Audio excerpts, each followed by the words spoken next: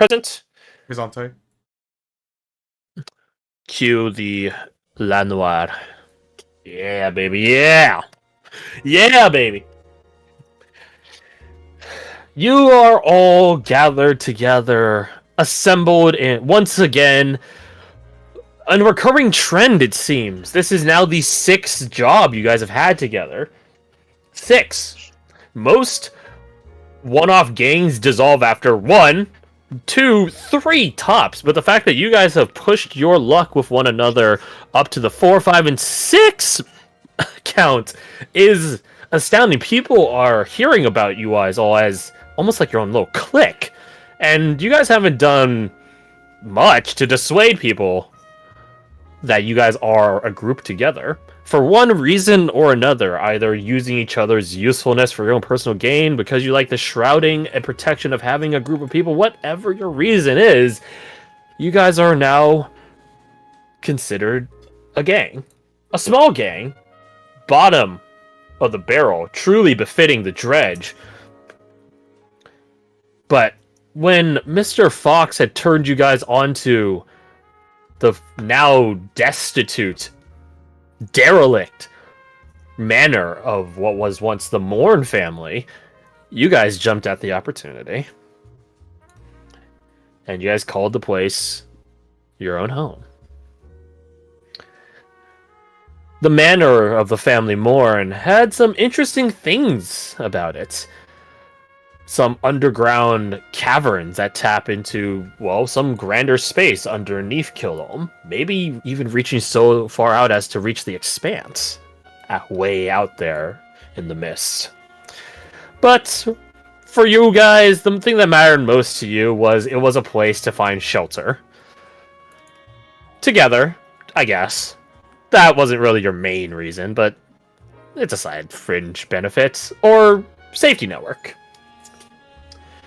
And it definitely became your guys' business address, so to speak, when a courier from Le Vopes, Mr. Fox's gang, left you guys a message.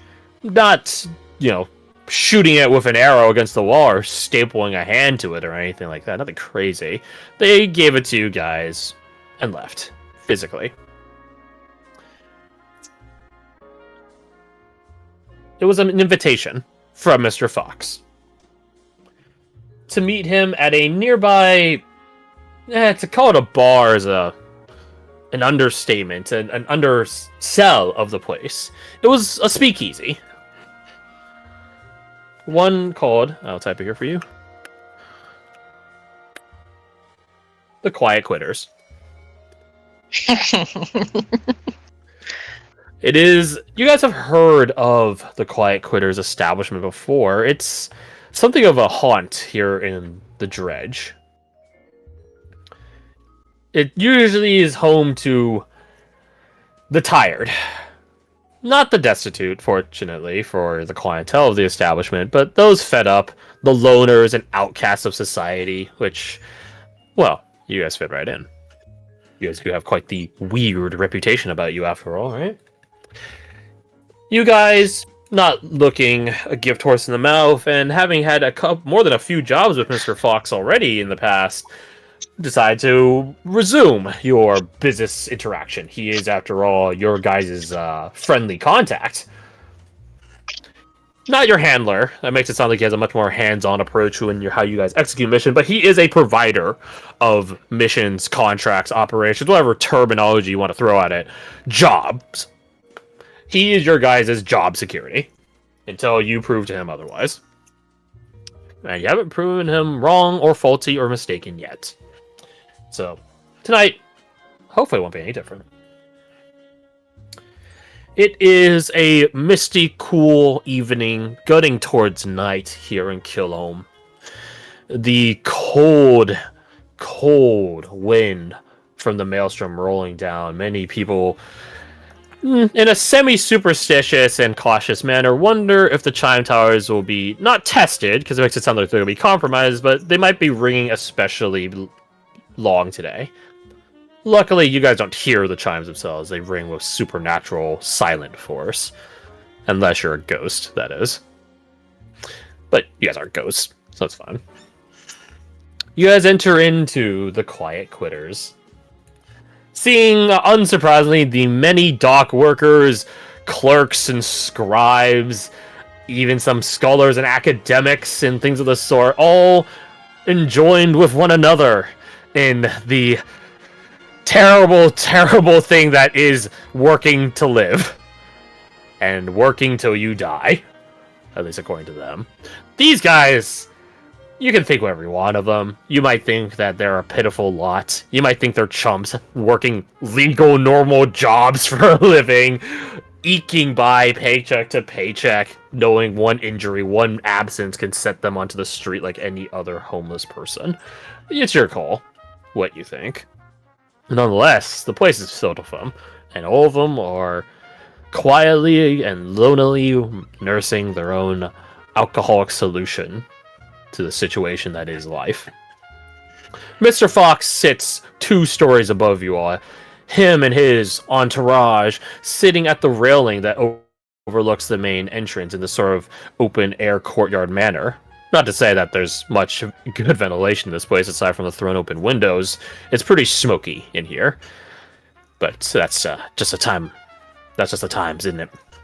He waves you all upstairs. And you do.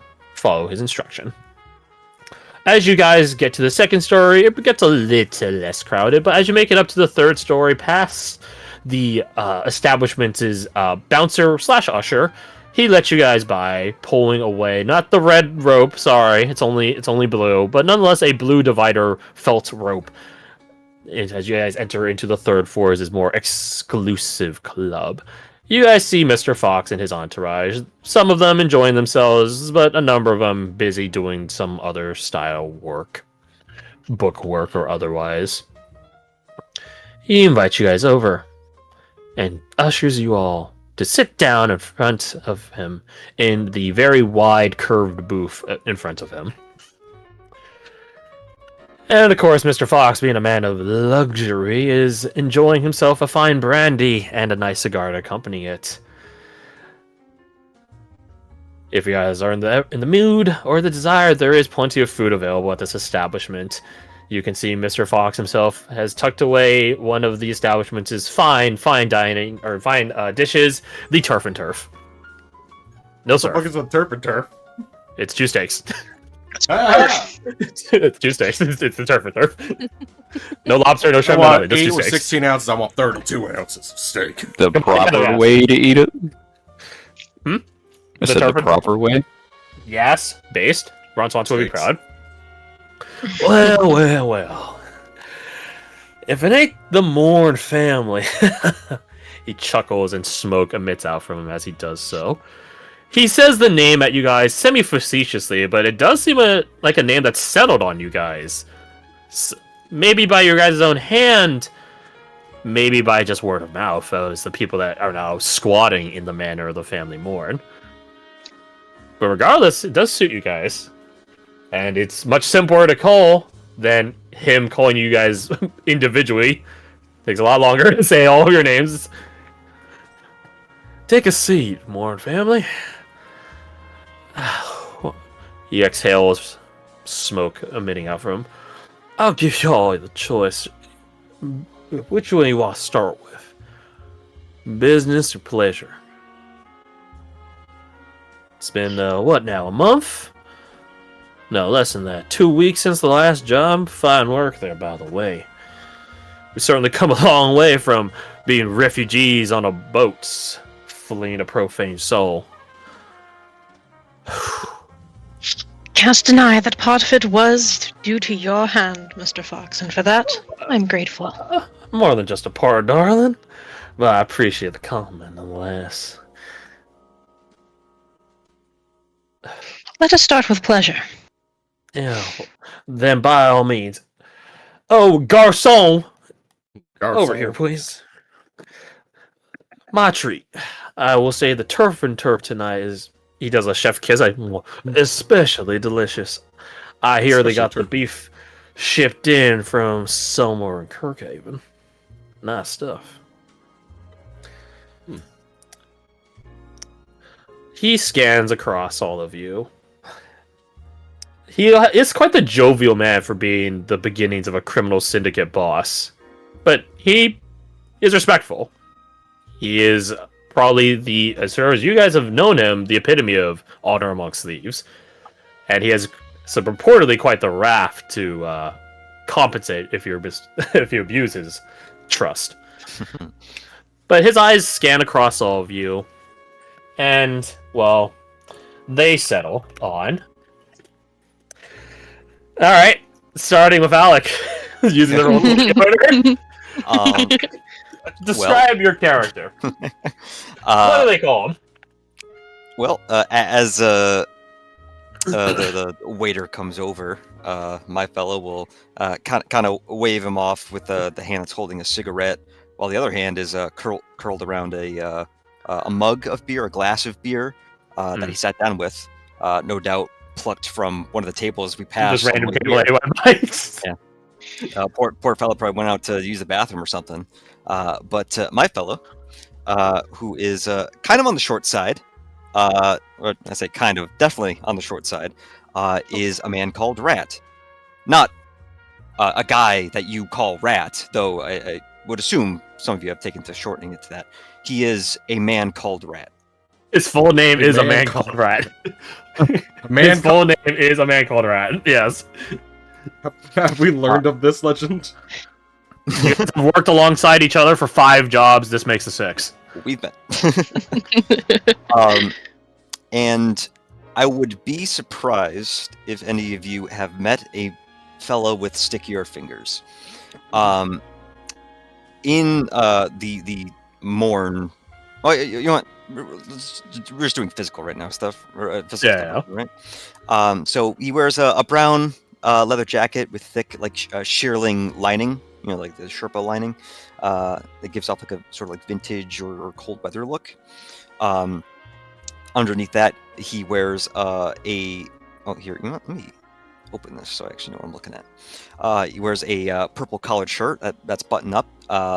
Around the collar, he has a orange scarf, and underneath all that, he has a sort of maroon burgundy sweater that you would see like a dock worker or a fisherman wear. He has a plaid sash around his waist and a belt over that.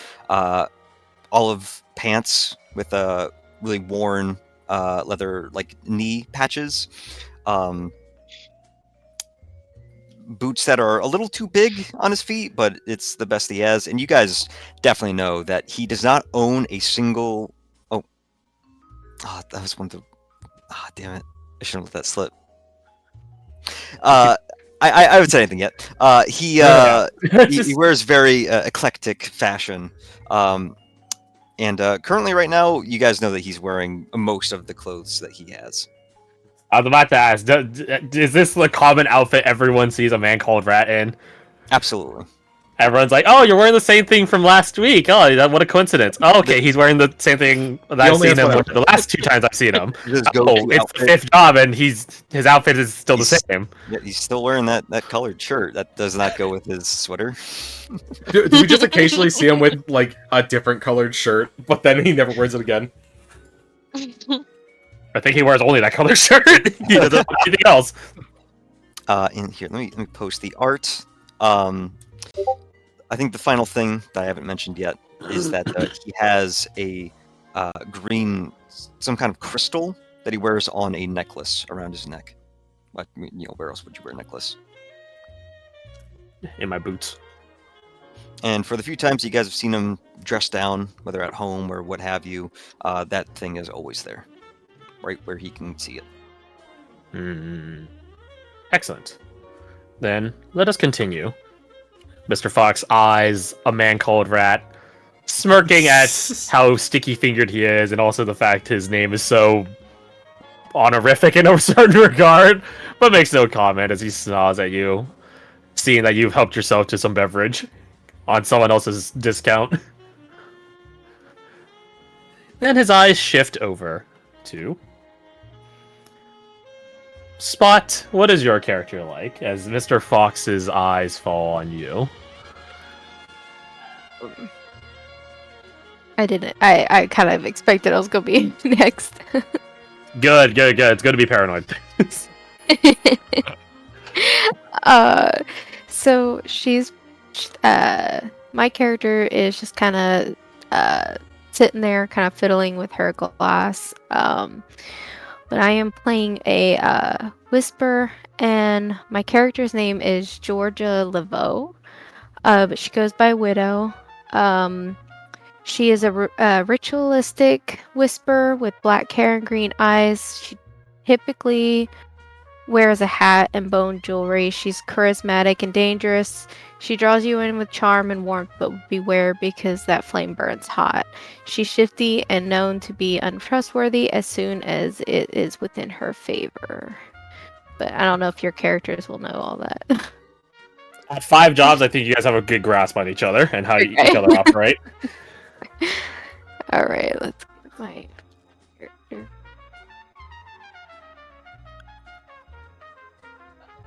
I can drive your token on. And then number I'm trying to 3. get that. 8 of 10 dot. Oh, there it is. Yeah, tokens I realize play a little bit weird with hex spaces. I think it's because they're so minute. Ooh, nice art. Is there anything about... Well, what is your character's name? Or, my bad, not name. Call sign. Because I'll probably refer to your characters as your call signs, as opposed to their actual names. It said widow, right? Yeah. Widow. Yeah. Is there anything about Widow that sort of points out, or is a highlight, or harkens to the fact that they're a whisper? Because you probably don't walk around glowing, because that's a fast pass to get an exorcist being deployed in the district.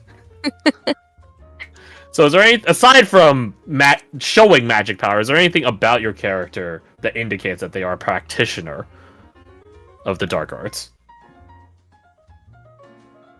Do they carry a catalyst, a wand, a pipe, like your last character? I don't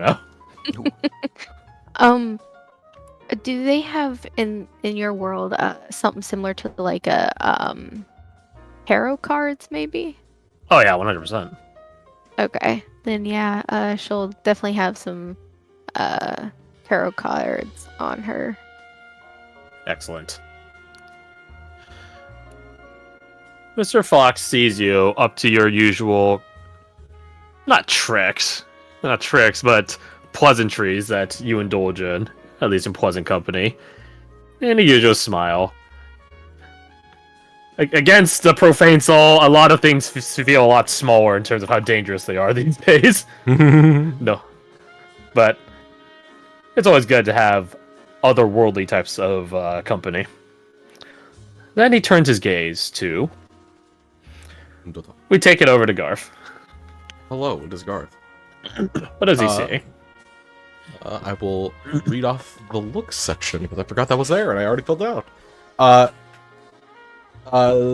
Travis Mulder seems to be about mid-30s, gray eyes, black hair, but the black hair is usually covered in a classic, like, detective hat. Wait, did I say it? Yes. A trench coat that has been well worn, let's say, but decently upkept. He has a like a whitish gray sweater. Well loved. That's a good way to put it. He has a whitish gray sweater underneath. That, and if you catch it at the right angle, you can see there are like the little like underarm gun holsters. Typical slacks, and I would describe the shoes as well worn and used to be expensive. They used to be nice shoes, not anymore. Almost always has a lit cigarette in his mouth. Yeah, it's not like it's unhealthy. Yeah, no, it's totally fine. We In fact, my doctor said I should drink more. Smoke more. He doesn't often wear a tie. He does have a tie. He saves for special occasions, and meeting Mr. Fox, he probably has it on right now. He would look over to... is there like a maitre d' right now, or a waiter nearby? Yeah. He would order himself whiskey on the rocks. And, oh, and along with him is a bloodhound named Scully. You guys would know that by now. Just a good old girl. No, I'll go with old. Maybe a few years old. But she has not let her age really slow her down. And Garth has a question for Neenot's character. Does your character normally wait for someone to pull their seat out to sit down? Yes. Yeah, he'll look over, knows the routine she's gonna do, and just one hand just pull out that chair. She waves at you as like a thank you. Mm-hmm. Oh, you're a simp. No, he's a gentleman. As much as he doesn't entirely want to be. Mr. Fox eyes you, noting your chivalric value, for as much as chivalry lives these days. Yeah. As well as the fact that you cared to dress up even a little bit at meeting him. Literally just the tie. Good. It's more than everyone else from the looks of it. Yeah, that is fair. I'll give you that. That is fair. He smiles. And when the waiter, eyes Mr. Fox, you sure you're covering them? He just gives him a dismissive way of, go on then, it's fine, it's fine. And the waiter takes your request of drink. Mr. Fox then turns his gaze once more. So I select this. Yeah. That's too big. There. Tango, get out of the way, bro. Let's continue on then, shall we? His eyes turn and look around at Cop. What's your character? I knew I'd be next. It's about time. All right. You see the guy you've known to come to know as Tick. He's wearing a modified white lab coat that is just covered in old grease stains. And as soon as he walked in this place, his nose has been in his book, drawing schematics this whole time, just absent to the world. Does usually Tick normally carry around a little pocket journal or notebook or field journal? Yes, he's constantly in it. Excellent. He also wears goggles and a face mask. In the art, you'll see that goofy ass cap. He's not wearing that. His red hair is showing. Oh, he's Irish. Irish heritage. Okay. Kirkhaven heritage. Right, gotcha. Kirkhaven heritage. Oh, here's a question I've actually forgot to ask. I think I could sort of figure it, but weaponry. What do you guys pack on a day-to-day basis?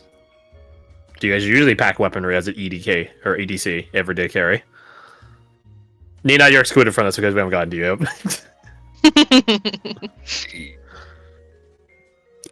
I'd say he definitely carries a pistol on him. Sounds like the detective has some underarm holsters. The question is, are they normally filled? He usually has the option for 2. He'd probably keep only 1 on him. Compensated by the dog. He's got a good dog. And what about Widow and the man called Rat? The man called a man called Rat, my bad. The man called it. Man called Rat, thank you. What a Widow. 1 second. Okay. The man called Rat carries a rat. A man called Rat carries no weapons typically, unless explicitly told to. If you look in his art, he kind of has some bloody knuckles. He's not a good fighter. He'll just get his ass kicked. He's fine with that. He's made his peace with that. So he doesn't keep something to protect him. He just goes bare knuckles. It's sort of wholesome, but that's very wise. He just made his peace with that. I'm gonna get my ass handed to me. All right. I'm not a lover. I'm not a fighter. I'm a thief. I'm a secret third thing.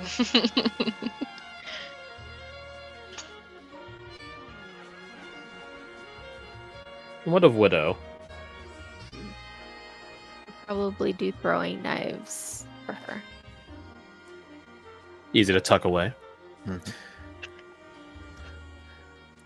Sorry, what was that? Easy to tuck away. Oh, yeah. Mr. Fox sees you ever studiously keeping your head down and your book up. Tick. Same as always. In a way, he finds that endearing. You know what you're about. In a way, I guess you all know what you're about, but Tick especially. Then his gaze turns to, well, last person possible. Who could it be? You know, what is your character like?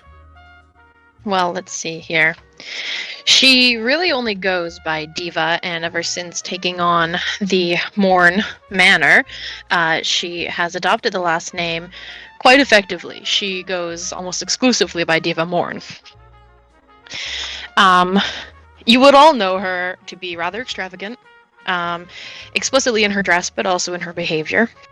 Let's take a look here. She's got soft blue eyes and often wears dark red lipstick to go with her pale complexion. She styles her hair in every manner of dress, but today it's a little bit done up and a little bit hanging down. That's the best way I can describe it. Keeping it out of her face, but nothing terribly fancy. That being said, she is out of her normal wear for every day.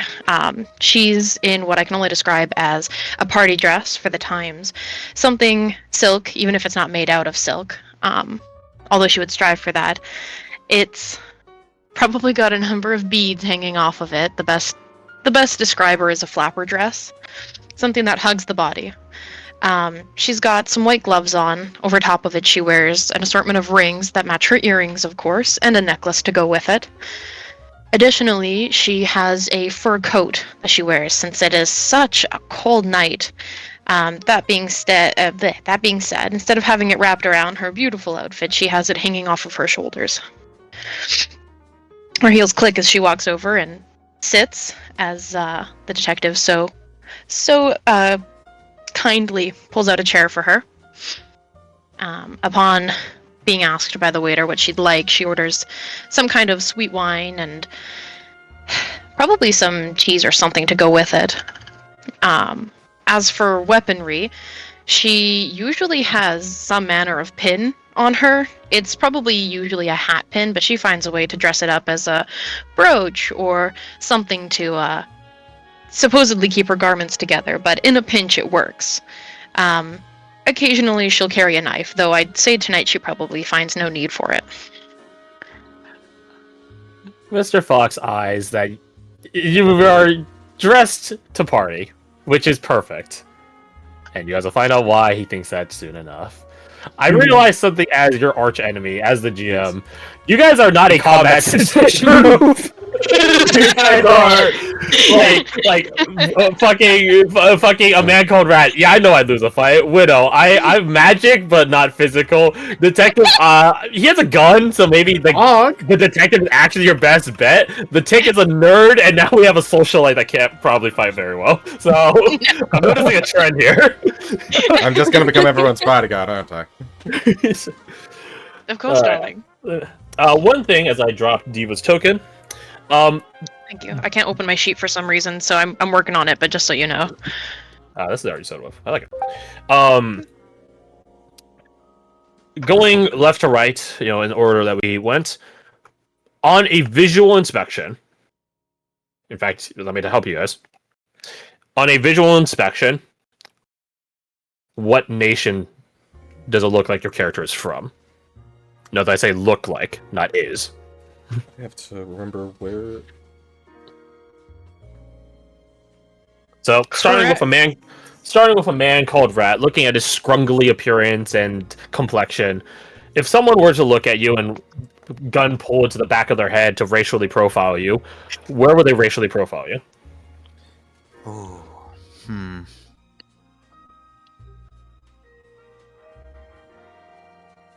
You guys do have a catch-all answer of Venlin, because Venlin has a lot of different groups. But they might look so distinct enough that someone would be like, yeah, dude, you're from Suazero. I fucking know it, bro. Mm-hmm. You're from the Wachterland. I can tell. You don't smile, you're German. You know what? I'm gonna place my token. You know what? Can you circle back to me? Sure. I have a question to ask you. Okay. Then taking us over to Widow. If someone were to racially profile your character, where would they put the pin on the map? You guys can't also just say where your character actually is from. I don't care either way. I'm not trying to keep it secret. It's your guys' call, though. I would probably say Nuve. Nueve. Nueve, sorry. Yeah, we gotta get some French on there. All right, Widow looks like she's Cajun. Very good. She's from Nueve. All right, that takes us over to the detective. Where would the people say you probably hail from if they were to be betting their buddies in a drunken bet sort of way? Visual appearance and mostly the accent. Probably one of these three. Either Kilfholm, Vikstead, or... Cliffholm. Cliffholm, thank you. And then Glasserin? Glosserin. Glasserin. More likely, though, probably leaning towards Vikstead. But one of those three. So you're a Venlin. Mm. Venlanian. Venlanian. Gotcha. What about as little as we can see? What about the tick?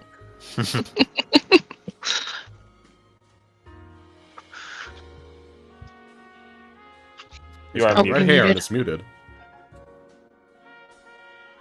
Well. Sorry, we're having technical difficulties. Isn't that the way?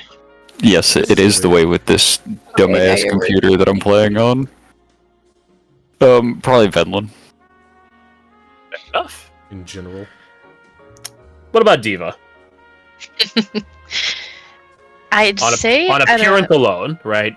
If Yeah. two people were to be shit talking you on a bus and don't have the courtesy of talking to you and say to your face that you look like shit, where would they assume you're from? probably one of the richer places of the world. Forgive me if I'm wrong, but Vikstead is in one of those, in the runnings for one of those, is it not? Not particular. I mean, Venlin itself is generally more technologically advanced. I don't know if I take rich though. Okay. Then I think it's probably pretty distinct that she's from somewhere in Kirkhaven. If someone knew the, I'd say intricacies of the place, then Ashdom is probably where she looks like she's from. Ashdom has a reputation about it as almost like a cobweb sort of ancient institution of rich people. Internationally known. Rounding us back then to a man called Rat. The list. The last. Ooh la la. He's from the left. And I'm from the right. So, Mr. Fox waits some time as you guys have your drinks either ordered or appropriated. Appropriated. Brought. If you guys ordered any food or hors d'oeuvres, which are a new hit thing, these hors d'oeuvres. Small Oh yeah, little finger definitely foods. getting some of those. Yeah. Yeah, fun thing. Hors d'oeuvres actually are a more recent concept. By digress. Mm-hmm. I will have some. It's quite interesting.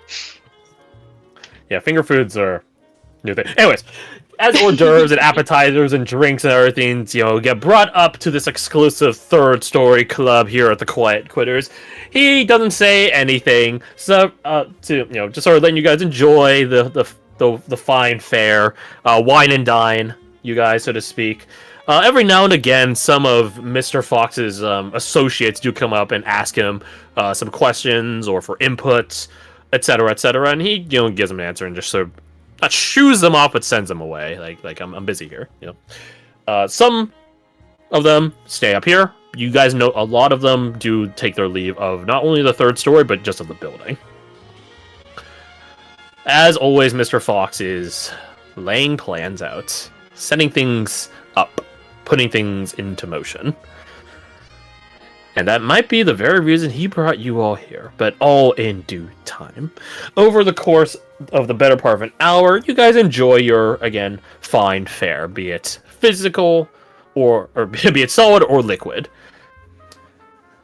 But eventually, time goes by, and it gets to business time. Unless you guys had anything specific on the pleasure side you guys want to ask Mr. Fox.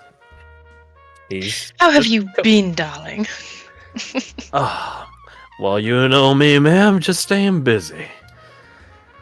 Of A course, man- ever the hard worker you are. A man has to earn his keep, and especially men and women of our legal disposition. She nods knowingly.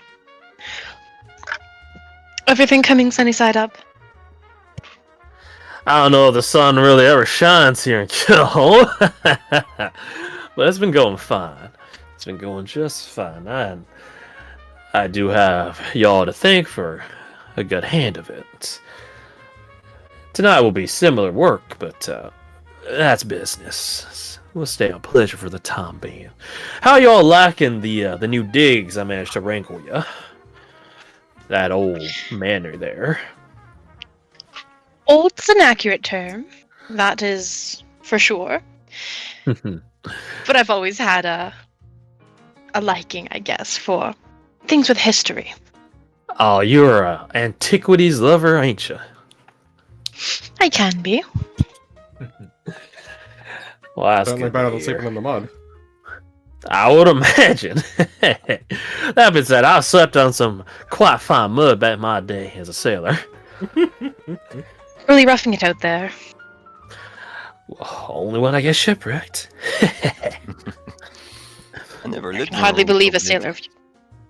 Go ahead. I never lived in a room so big. I never lived in a room, to recollection. There's a lot of fun accent. holes in my walls. Which is why I chose the room. It's actually really easy to hide in the walls. Then why'd you make it sound like that was a bad thing?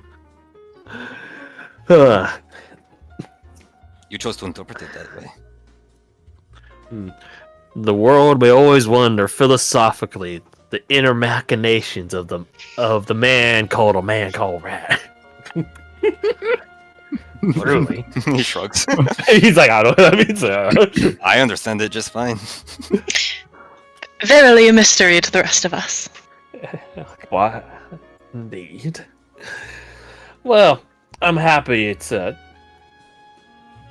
the sounds of it, most of y'all's is lacking. Unless Tick and Widow here have their complaints on it.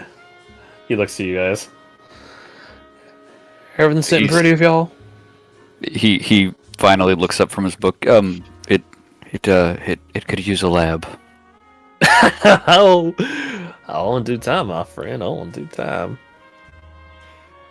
Probably supposed to press up first. Yes, it could also use a sitting room. Looking pointedly at Tick.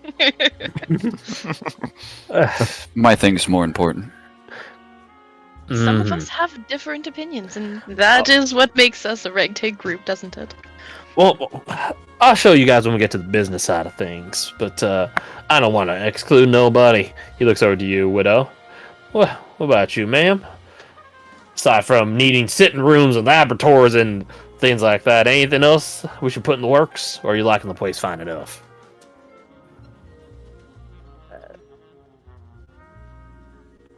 He takes a moment to think.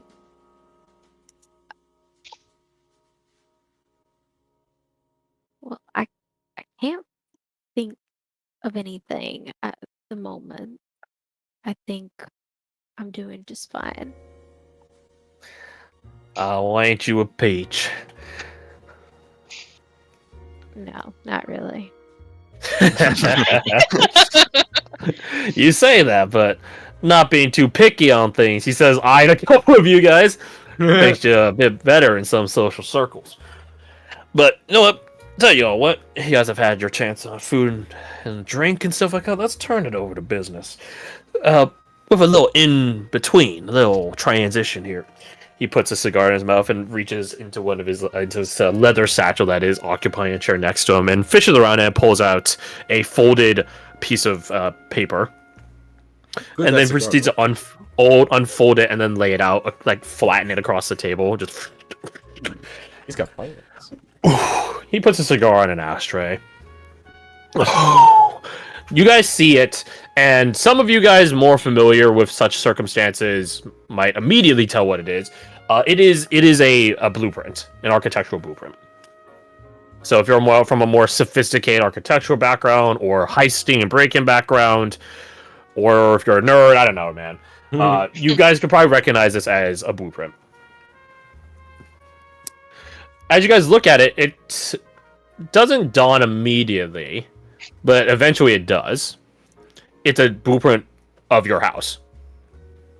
Oh.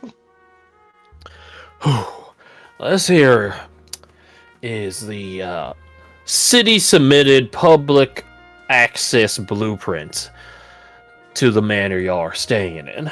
Now, I'll have you know, Miss Diva, he taps a room towards the front, that there once was a sitting room.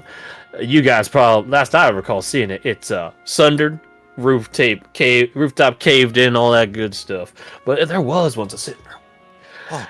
There wasn't a place for a lab or nothing like that, but look at all these spare bedrooms that this place used to have. I'm sure you convert something. But there was a library. He taps on a room on the second floor. Nice stuff. Fancy stuff. More rooms than I know what to do with. Well, that's because folk like us are a bit more sensibly minded. He taps his temples. He says that. Mr. A man called Rat. So, With them. all in due time. Now, the reason I pulled some strings and got this copy here was because I wanted to show it off to all y'all. You'll note here, he points at...